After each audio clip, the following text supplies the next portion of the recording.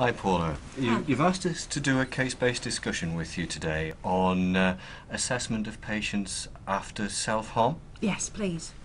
Okay, well you've brought along two files and I picked this one, it's Mr. Harris's, Right. and we'll make Mr. Harris the focus of the discussion today, shall we? Yeah, great. Alright.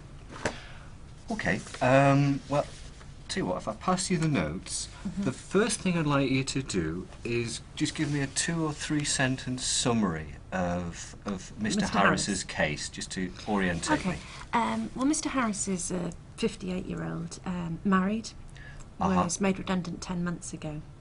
He presented last night to A&E having an episode of self-poisoning. Right. And characterised a high suicide intent. Right. Okay, I'm going to take the notes back for a second. Sure. All right. So I see that you've written it was a high suicide intent episode.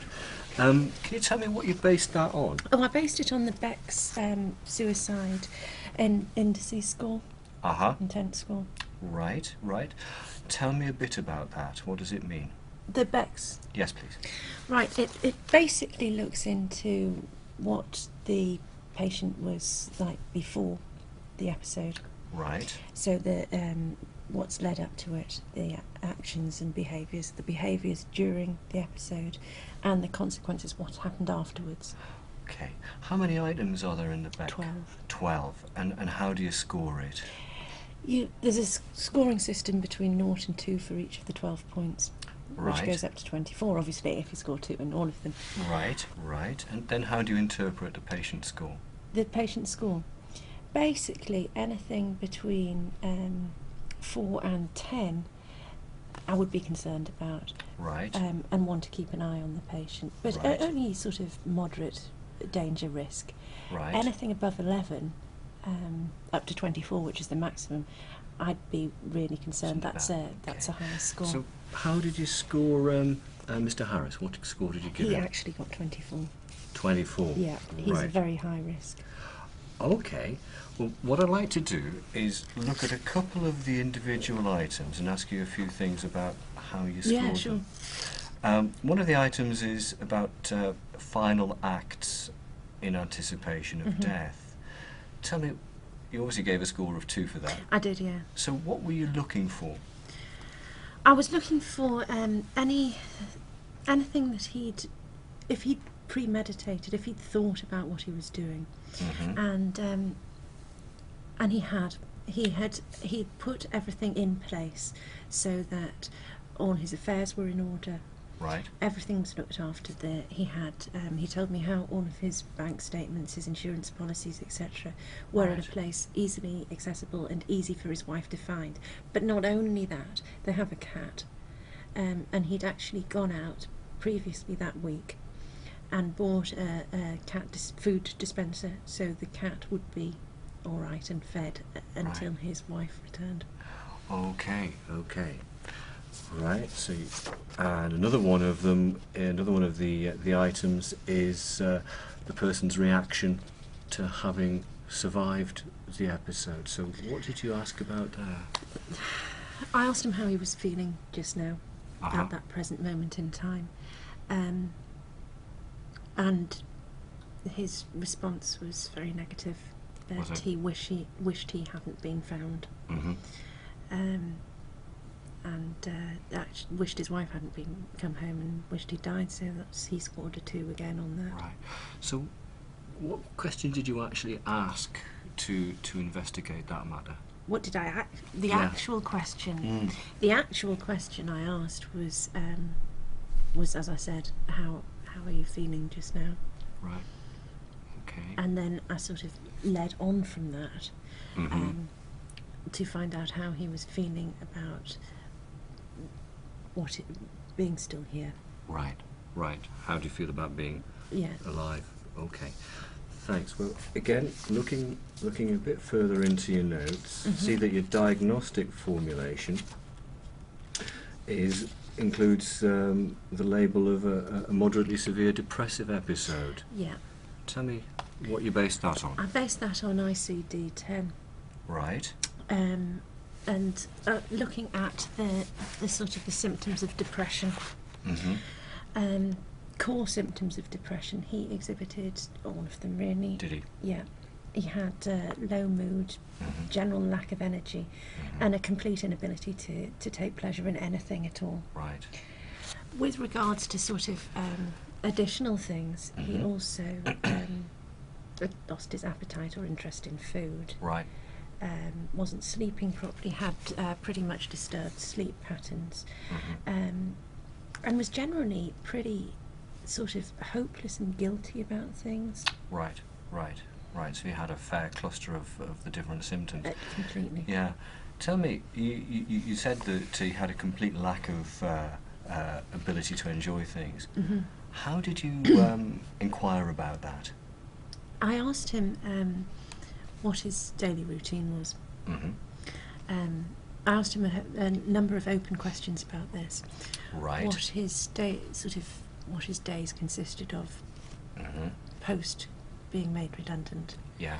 and also pre the redundancy, because that seems to have been the key pivotal point. Did it? Yeah. Pre being the redundancy, he went to the pictures with his wife and the theatre, enjoyed walking, enjoyed reading. Mm-hmm. And this over the last 10 months, and specifically in the last 3 months, has tailed off completely. Right. With him having no interest in any of these things and no Right. concentration at all. Right. Right. Is there anything else that you asked him to explore this question of enjoyment? I asked him about his general relationships with his wife as well, Uh-huh. and that's deteriorated dramatically too. Right. Right. And he seems to generally have no sort of ability not just to enjoy things, but to actually understand humour anymore. Right. Right. Right. So he doesn't appreciate Jokes humorous and, sayings, no, jokes, and no. so on. Mhm. Okay. Okay. Let me take a look now at your management plan. Mm-hmm. Okay. I see that you referred him for an inpatient admission. I have, yes. Yes. Can you tell me the reasoning behind that? I think that it is the only logical thing to do. He's Right. for his own safety and protection. I asked him, should he go home, what would happen? And he said, And he said, and no, in certain terms, that he would wait for the opportune moment to take his own life. really? Right. Right. And hence why I'm suggesting that we... Okay. So in the light of that, what advice or information did you specifically pass on to the nursing staff? That they need to be very vigilant of him. That they need to make regular observations Right. till they get to know him, make sure that he is not in a position that that he's vulnerable in any way. I see. I see. Okay. And how did Mr. Harris react when you discussed that plan with him? He was resigned to it. Was he? Yeah. He knows he's not in a good place just now, Right. and is very much aware that he needs help. Is he? Mm-hmm. Okay. Okay.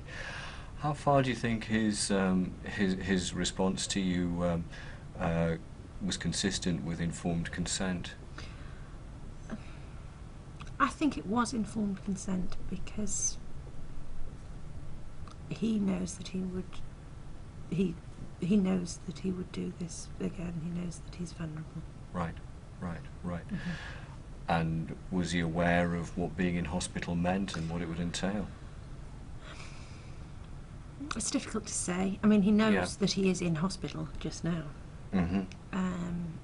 and he knows that I suggested that for his safety and protection that he should stay a few days, and we would be able to help him. Right. Right. I didn't go any further as to what particular angles of help. Right. Okay. Okay. What if he wasn't so? If he hadn't been so much in agreement or passive agreement to coming into hospital, what would your alternatives have been? Well, I would have had to refer to my registrar, of course, Right. and look at sectioning him under the Mental Health Act. Okay. Tell me what that would have entailed. Well, basically, I would have had to get two independent psychiatrists to assess Mr. Harris, Uh-huh. and a psychiatric social worker to submit an application form to the hospital.